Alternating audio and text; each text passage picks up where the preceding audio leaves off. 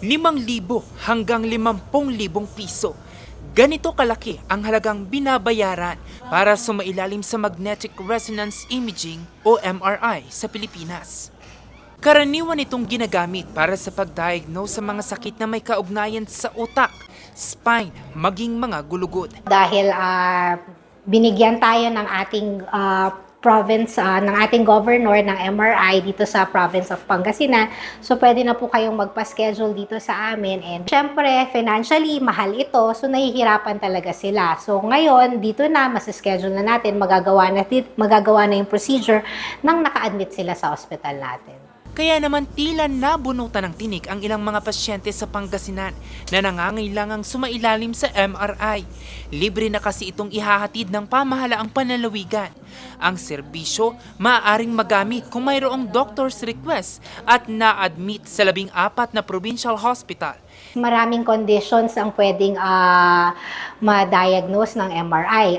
Sa stroke, kung hindi pa siya makita by CT scan, sa MRI makikita natin kagad na may stroke yung pasyente.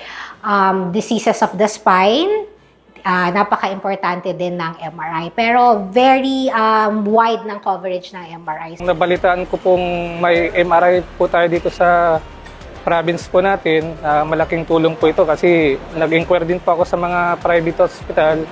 Is nasa 20,000 po yung bayad po.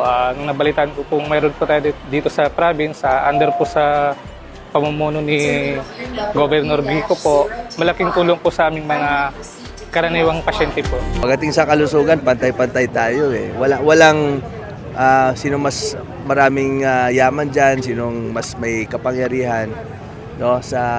Pagdating sa pangatawan natin, we're all the same. Pag nagkasakit ka, hindi walang pinipili yon. So, we have to address that. Kaya po yung pagdadagdag po ng ospital, doktor,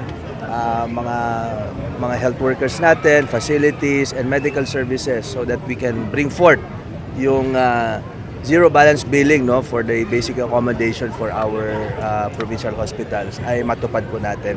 Isa lamang ito sa mga malalaking hakbang sa pagsulong ng pamahalang panlalawigan tungo sa mas malusog na kinabukasan ng bawat Pangasinense.